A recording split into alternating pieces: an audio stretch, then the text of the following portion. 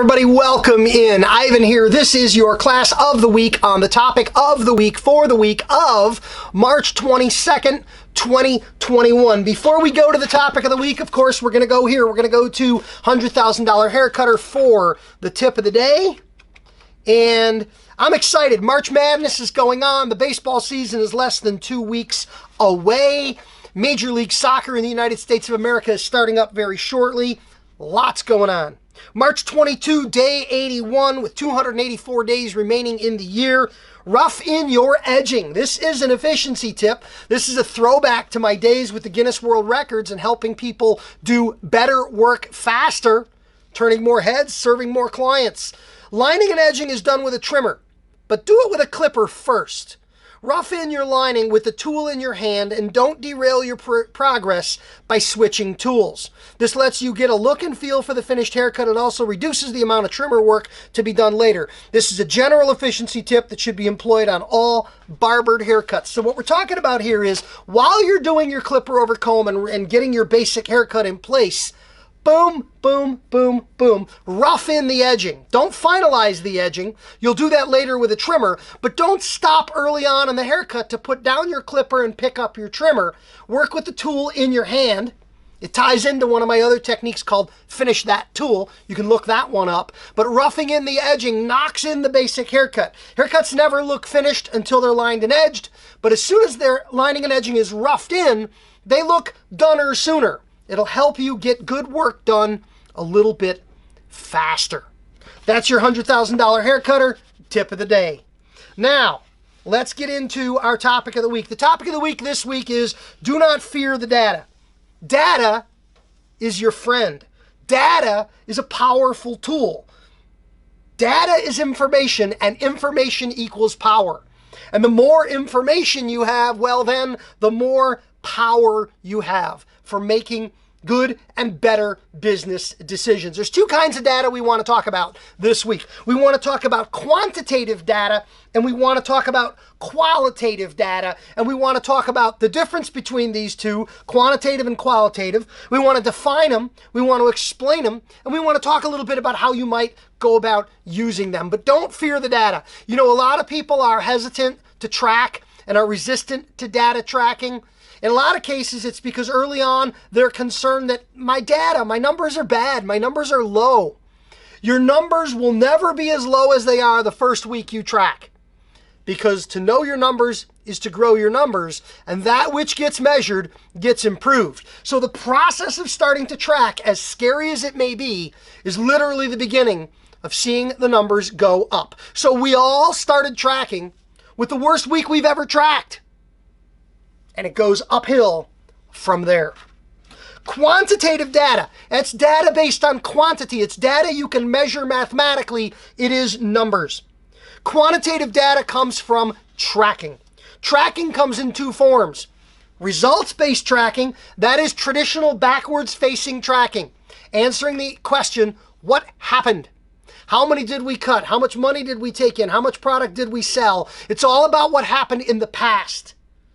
Traditional tracking, results-based tracking, is about measuring previous events.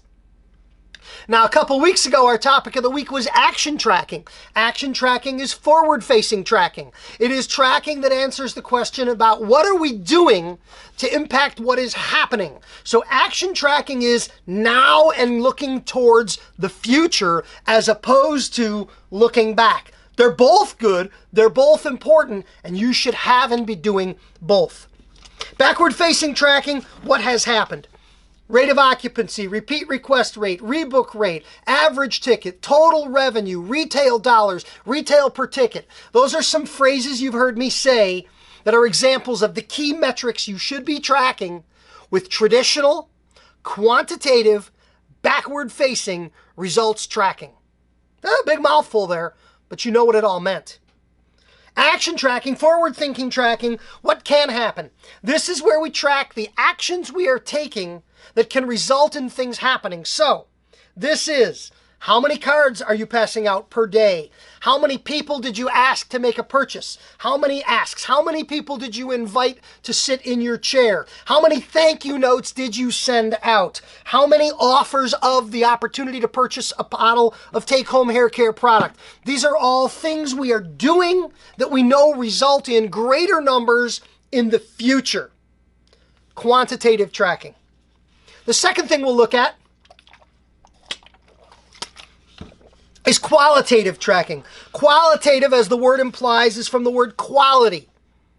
It's not how much is going on, but how's it going on? It is feedback. It is information and stuff you can't measure. It comes in two forms. It comes in the form of your information, and it comes in the form of other people's information. So that's notes and feedback.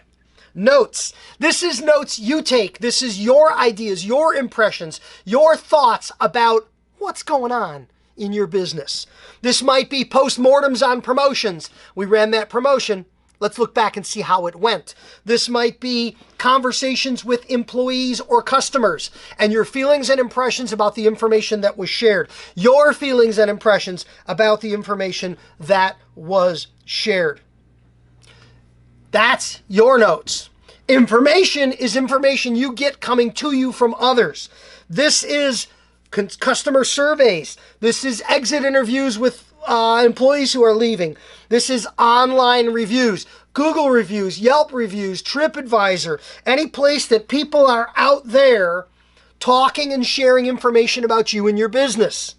Now, when we look at qualitative information coming from others, we need some tools. We need to understand what we're hearing, and we need to listen to it in particular ways.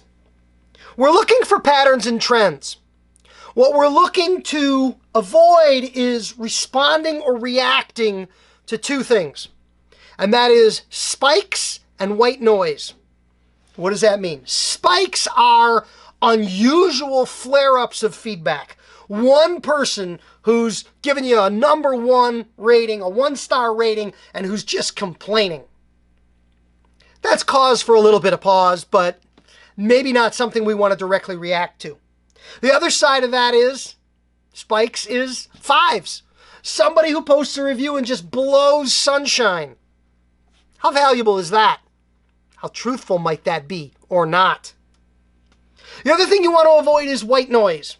Don't respond to the white noise right away. White noise is that low-level chatter, that constant sort of rumbling out there. It's like white noise, background scratchiness that isn't necessarily indicative of a problem, but it's still, you should be aware that it's going on out there because it'll indicate a trend. If you see the same thing happening in the white noise kind of category, you can ask yourself, is this something real that needs to be addressed? But don't knee-jerk, impulsively respond immediately to everything that feels like white noise. The trick here is an idea that was shared with me a long time ago. Actually got it from one of my kids. It's read your 3s.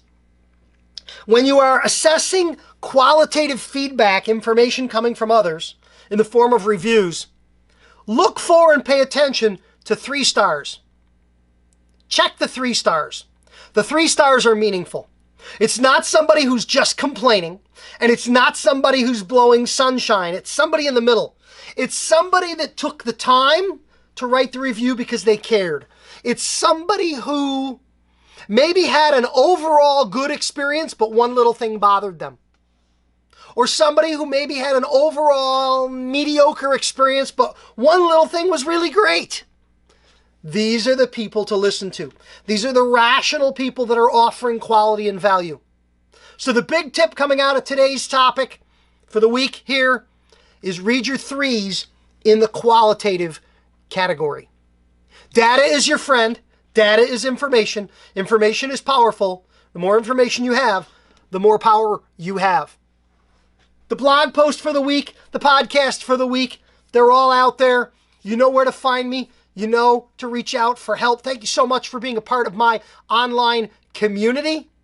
I look forward to hearing from you, and I look forward to helping you build and grow your business. Thanks for listening. Have a great day.